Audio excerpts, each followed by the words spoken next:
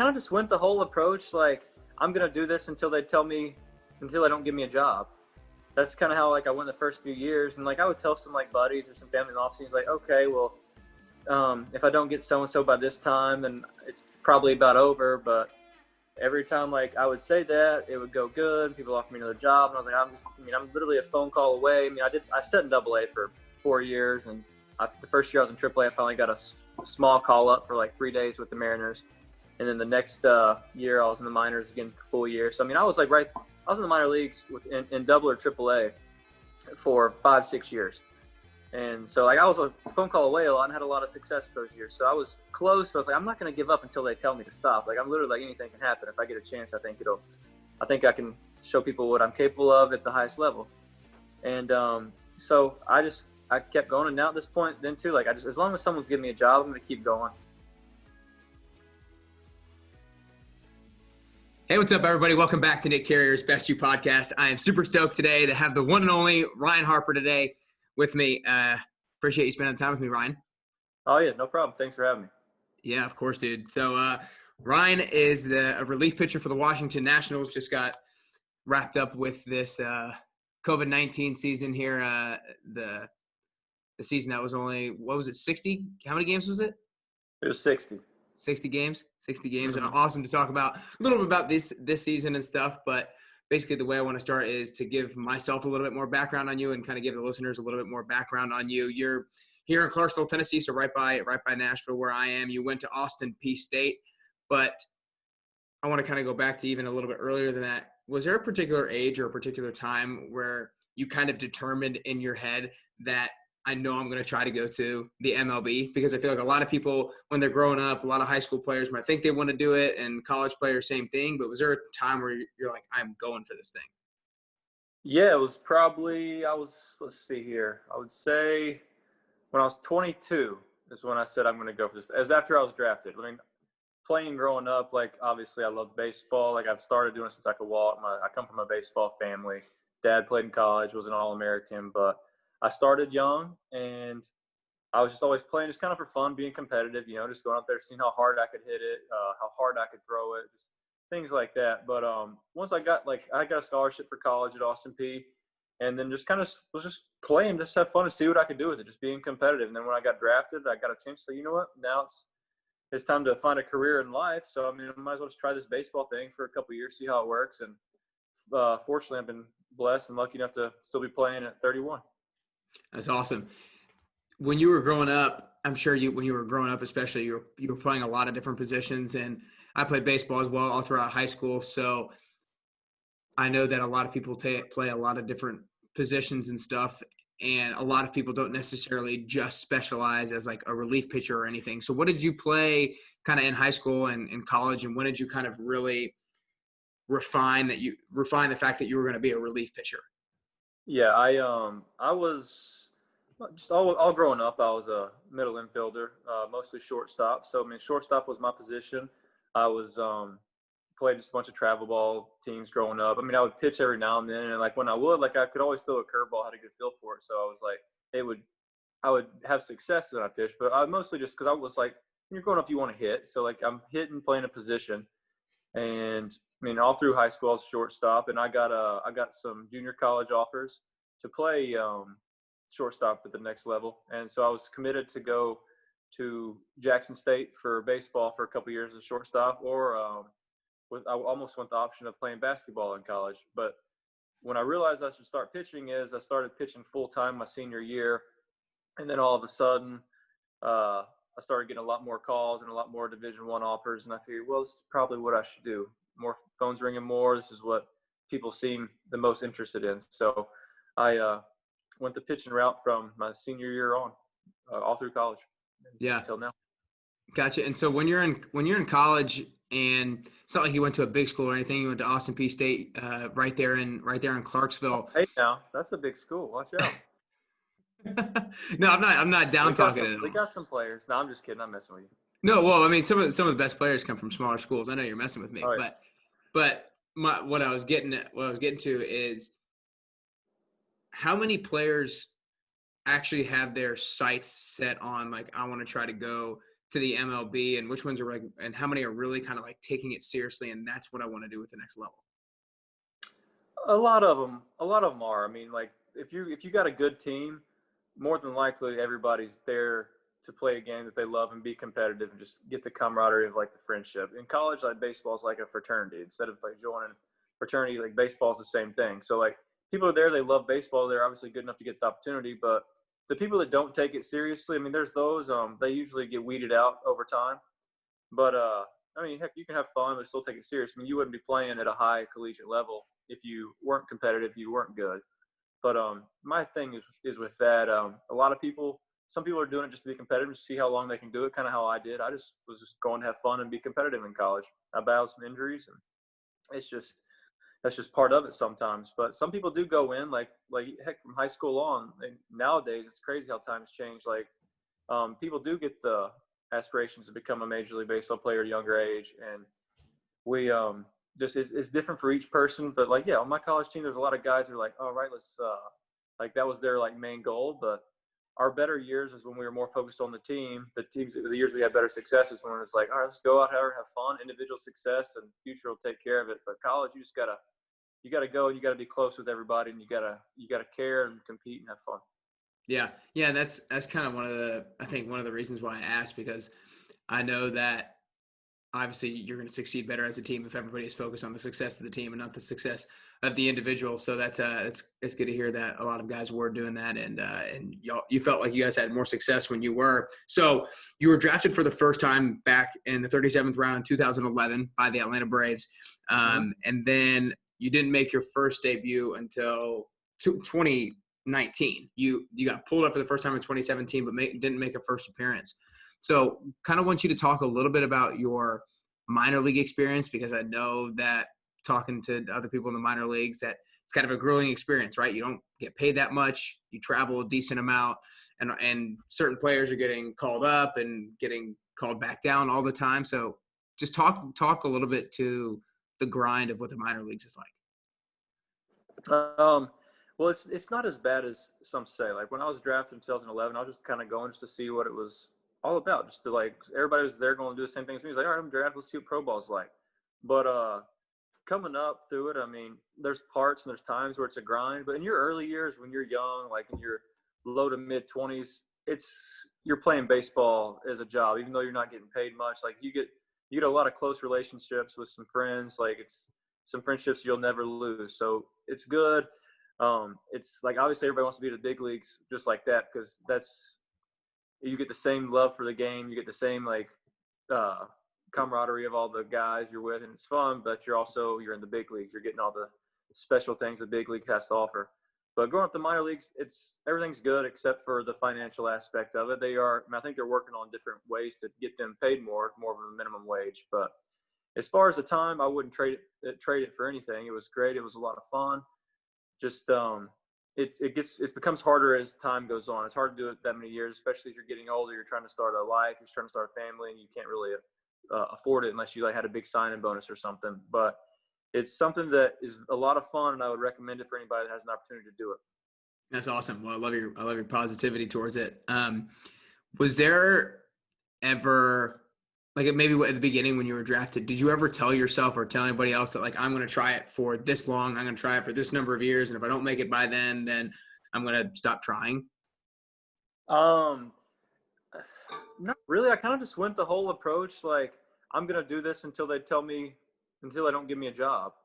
That's kind of how like I went the first few years. And like I would tell some like buddies or some family in the off seasons, like, okay, well, if I don't get so and so by this time, then it's probably about over. But every time like I would say that, it would go good. People offer me another job, and I was like, I'm literally a phone call away. I mean, I sat in AA for 4 years, and the first year I was in AAA, I finally got a small call up for like 3 days with the Mariners, and then the next year I was in the minors again for full year. So I mean, I was in the minor leagues in double or AAA for 5-6 years. And so like I was a phone call away a lot and had a lot of success those years. So I was close, but I was like, I'm not going to give up until they tell me to stop. Like I'm literally like anything can happen. If I get a chance, I think I can show people what I'm capable of at the highest level. And so I kept going. And now at this point then too, like as long as someone's giving me a job, I'm going to keep going. It's just, but like eventually the clock's gonna run out for everybody. My goal and what I'm supposed to do is just try to push myself away from the exit door. Just keep myself going towards playing the whole time. Like I said, you can't play forever. You just go out there and all you can do is control the things you can control.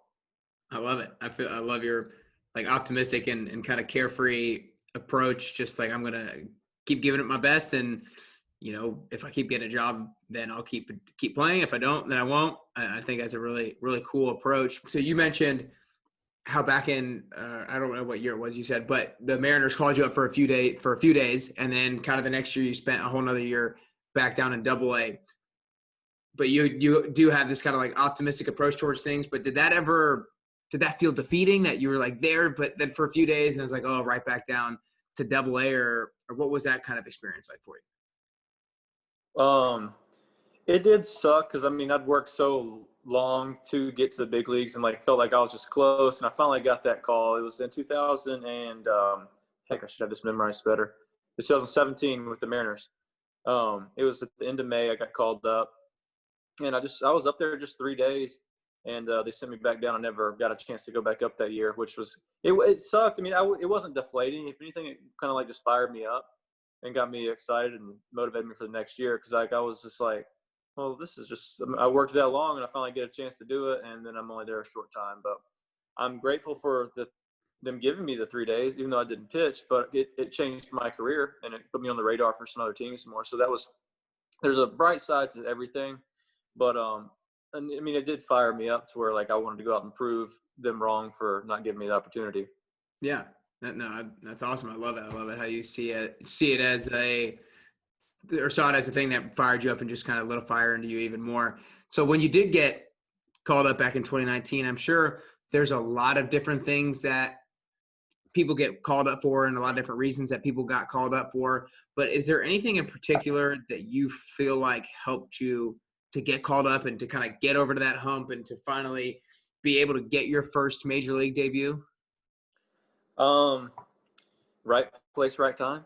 It's that, honestly, for a lot of people, that is how it is. Right place, right time. Sometimes like people that like are scheduled out, like if you have like the same front office, same coaches, and you're kind of going through their system, their pecking order, then it's kind of like, okay, like they kind of like have a plan for you, a path for you.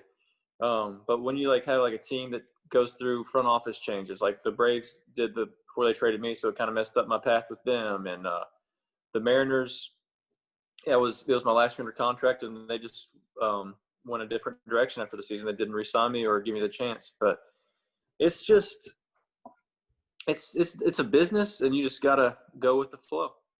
Yeah, I got you. Is there, because it is so crazy, it's so dynamic, things are changing all the time, like you said, that you're kind of at the mercy of the business that is the MLB team, and you can be traded at any time.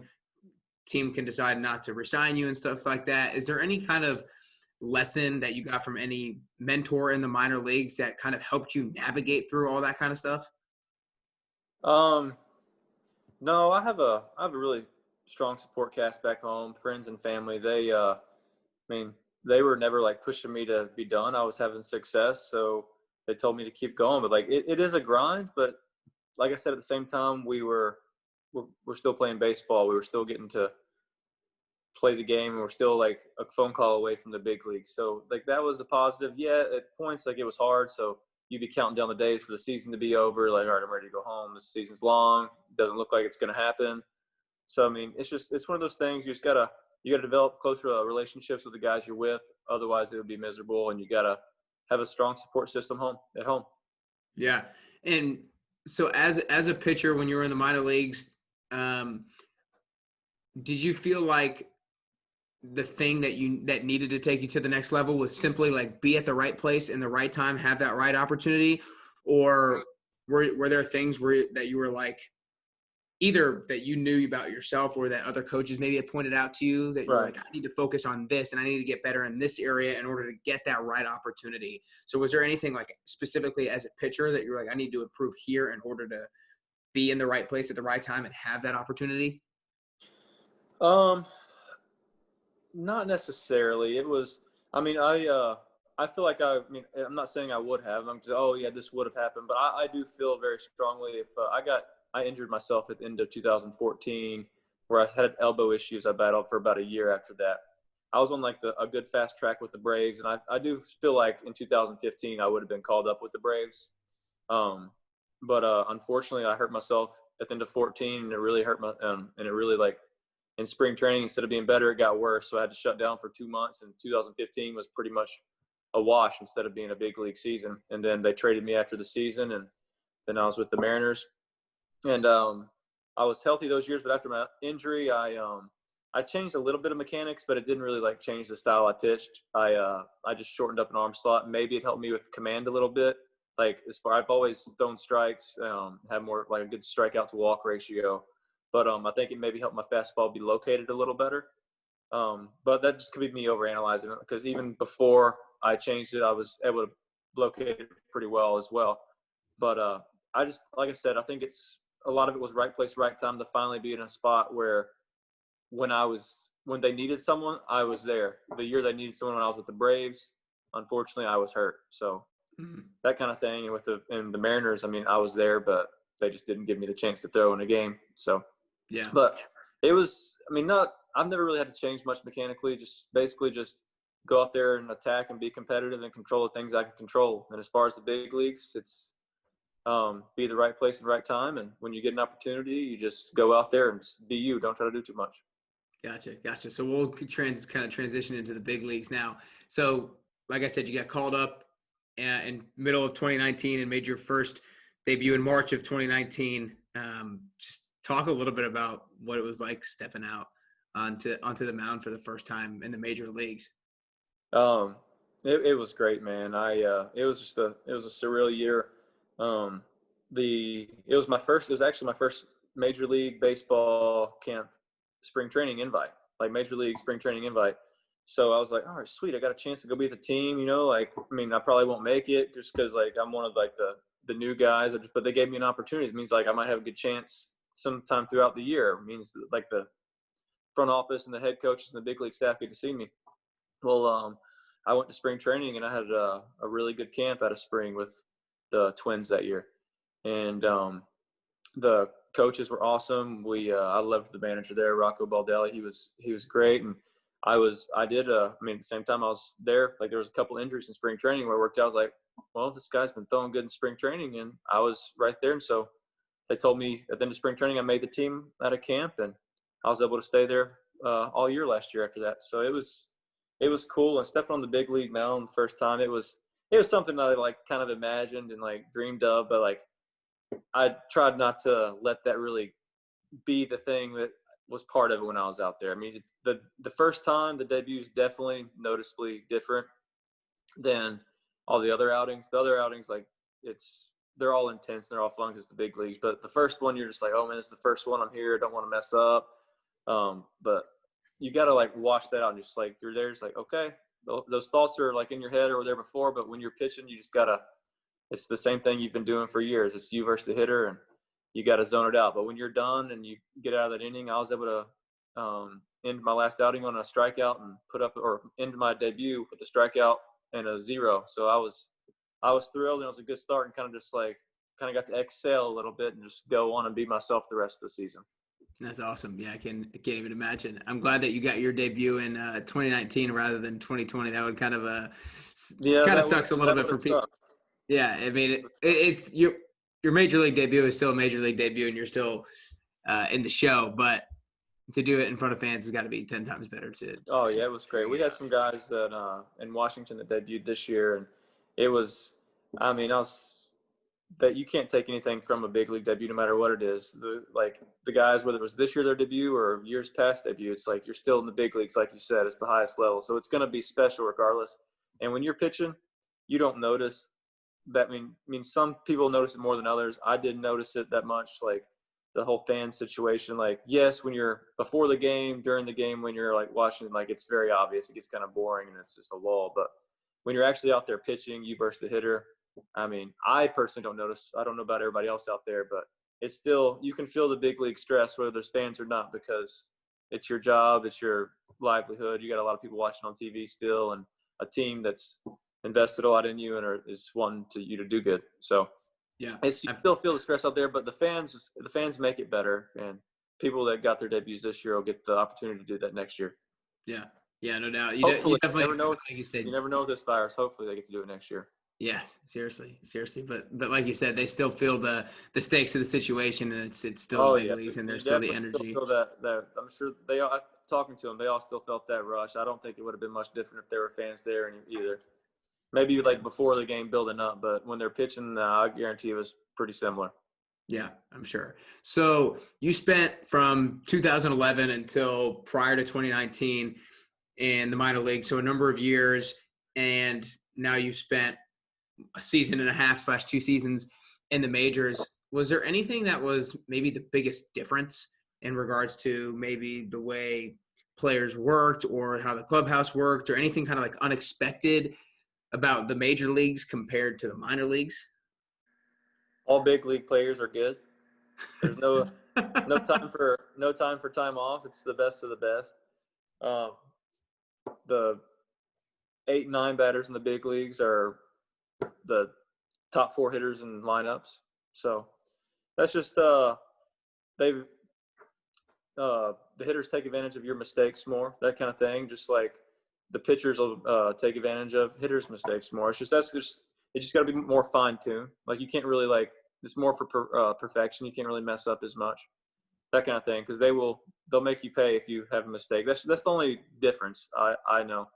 Like defensively, it's overall better in the big leagues, but there's some great defensive players in the minor leagues that I think sometimes make even better, like web gem plays, because it's become like so hitter friendly, or not hitter friendly now. Just like hitting's like the most important thing now, so people are focusing on their hitting a lot more. But that's the main difference about the big leagues I noticed, is just obviously they're just overall just better players.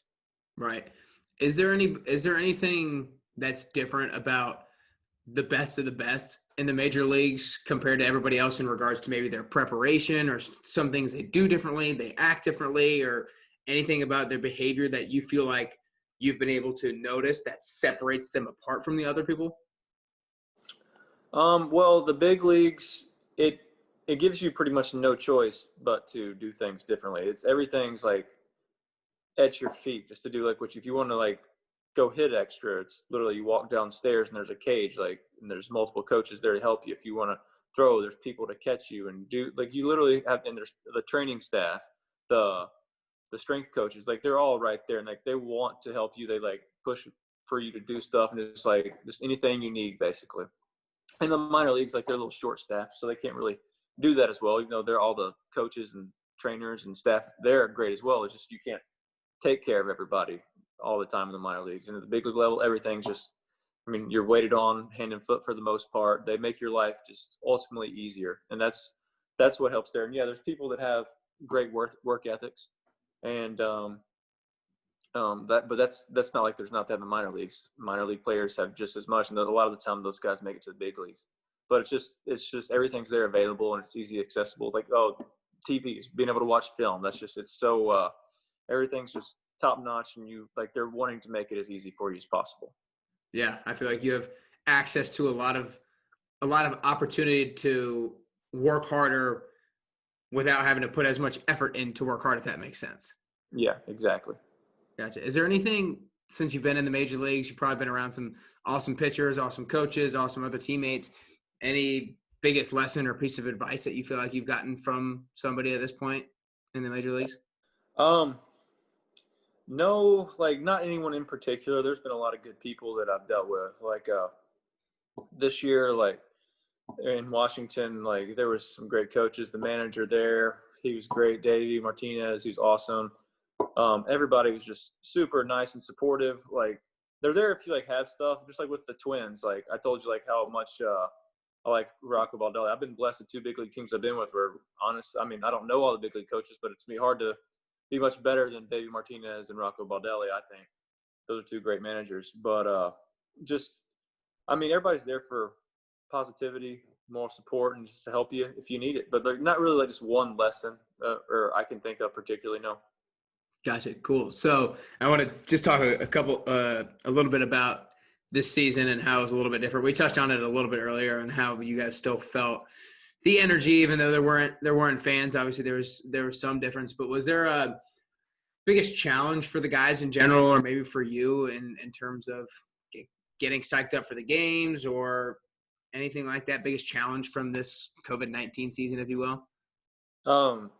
Yeah, like as you said, the energy was there. Well, the energy was only there when you're pitching. There was no energy outside of that. When Yeah. you're sitting watching it or getting ready for the game, it was hard to really get the energy to go and like have the motivation, because it was just kind of, and also the unknown every day of like what's going to happen. Like, are they going to tell us we can't play? Are we going to do something wrong? Are we get in trouble? Like, as far as not following the rules, it was a big hassle. It was a big pain in the neck. But when you got the chance to go out there and play, it was a lot of fun. And I know the guys, for the most part, guys throughout the league just went out there and played the game that they loved since they were kids, So it was hard to get up, but it's still, you're getting to play baseball. So just go out there and have fun. It was easier for some guys than others. But that's about it, man. Do you feel like, because the game was shortened down to 60, and if you're not a baseball fan out there, it's usually 162 games, so it's less than half of a season.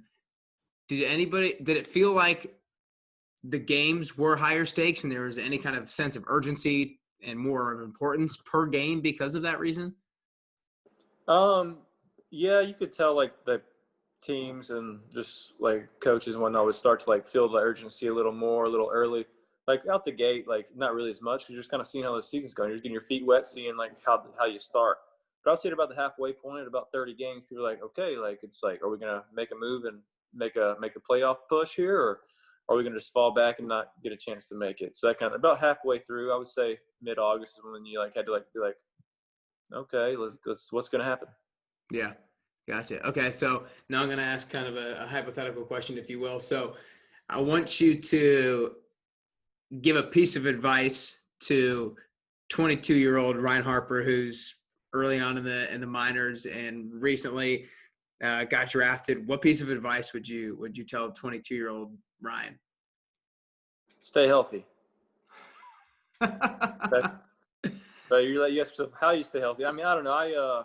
I started doing, there is something I left out. I started doing weighted ball exercises for my shoulder about the time after I hurt my elbow, and that's really helped me be stronger. So I think I would just say do the weighted ball earlier and just really focus on building up that strength in that shoulder, because that strengthens your whole arm down through your elbow. But yeah, definitely just stay healthy, try to stay out of trouble, and just go the right direction, because I do like a couple injury setbacks did suck, but Yeah. now let's just move forward. I would like to have a better feel for a changeup now too, but I don't know. I've tried that out through high school too. Wasn't really my pitch. Still working on it. Still work in progress. Good. But honestly, I feel like there's actually a bigger lesson in regards to you saying the piece of advice is stay healthy, because I'm a fitness trainer. So obviously that healthy and being fit and stuff is something that I preach and something that I talk about. But I truly feel that everybody should have a high priority every single day of health and fitness, because if you don't feel your best, no matter what your job is, whether you're a teacher, whether you're a mom, whether you're a dad, whether you're a plumber or an MLB player, like if you're not healthy and feeling your best, you're not going to be the best version of whatever that job or that role is that you can be. Now, obviously it's probably exaggerated a little bit more when you're when you're a pitcher, because you literally can't perform when you're hurt. But I think that's a bigger overall lesson too. Oh yeah, absolutely. I agree, man. Just if something feels off in your body, it weighs you down, and you just don't have the energy or the drive that you normally would. So just feeling good is crucial. Yeah, no doubt.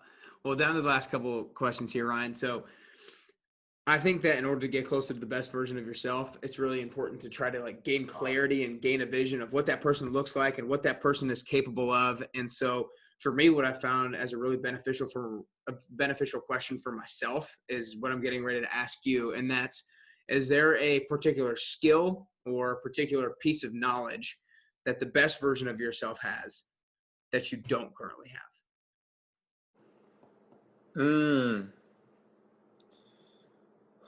particular skill. I'm usually like a high energy, high positive guy, which I still am right now. But after the season, I have been in like a little lull. So maybe just I need that, just like the spark of just adrenaline, just to get that positivity and the good vibes back going.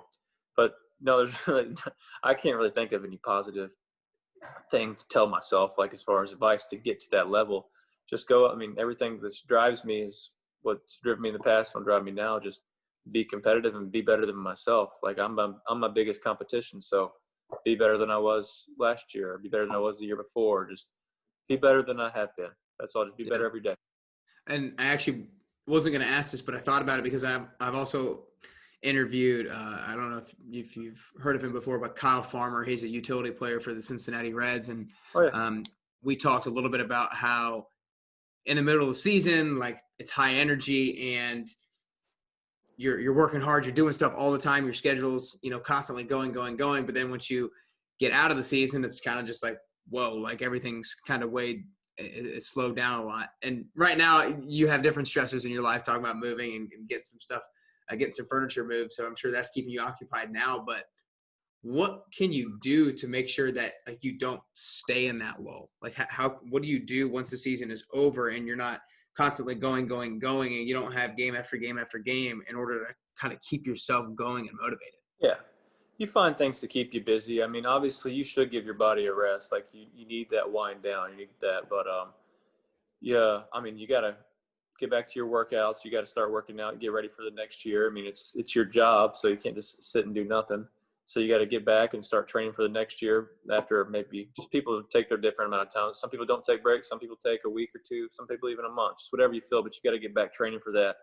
But you also got your hobbies. Like people got their things that they like to do around their house or around their cities or travel, whatever. People like to do different things. I like to golf personally. I get out and try to golf a lot during the off season, and also just try to just get stuff where I hang out with my family, my friends, and just keep going. Just try not to lay around the house too much, but at first it's nice to give yourself a little bit of downtime. Cool, man. Well, I like it. Well, before I ask the last question, I want to acknowledge you. I think your consistent optimism and positive outlook during your minor league career is something that's probably pretty unique. And you talked about how you just roll with the punches and, I'm just going to keep working hard and keep pitching. And as long as I have a job, I'm going to keep playing. And if not, then that's how it rolls. And I think you just had such a positive outlook during that time when a lot of people probably didn't. So I think that's really cool and unique. Oh, thank you, man. Appreciate it. Of course. Well, you guys need to make sure you go tune in next year. Hopefully get to see you play a little bit. Hopefully we got some stands, some fans in the stands next year and get a little bit more energy for the times that you're not pitching. So, yep. But last question here, Ryan, is I think that getting closer to the best version of yourself is a constant journey. And I also think it's a unique journey. I think the way that I'm going to get closer to the best version of myself is going to be a little bit different than the way that you get closer to the best version of yourself. So for you personally, if you could currently do or work on 3 things to get closer to that best version of Ryne Harper that you could possibly be, what are those 3 things that you could currently do or currently work on? I would like to, there's a couple pitches, so that's the thing that I'd like to work on. I'd like to mess with a couple pitches that I haven't really used before, kind of just do that and just kind of see what I can make them do as far as movement. Let's see, that's one. Another thing is, I was gonna say maybe sometimes I do get kind of mad pitching if I don't get a big out that I wanted. But you know what? That's kind of at the same time that's me today, and that's kind of how I feel like I got here at the same time. So I'm gonna take that one off. I don't care about that one. No, but I'd like to get stronger. Get in the gym, hit that. That's another thing too. I have a good off season training program with one of my buddies here. He's been training me for a while, so he does a great job of that. But so that's another one. Get in there with him. I've taken about a week and a half off. He didn't like that, but so just pitching and then getting in there and work out and then just maintain staying healthy, man. That's it. Love it. Well, appreciate it, Ryan. That's all we got today, man. All right. Hey, you've been awesome. Thank you. I appreciate it. Thanks for having me. Just text me anything you need me. Yes, sir. All right. All right, man. Good deal. All right. Talk to you later. Yeah, have a good one. Bye.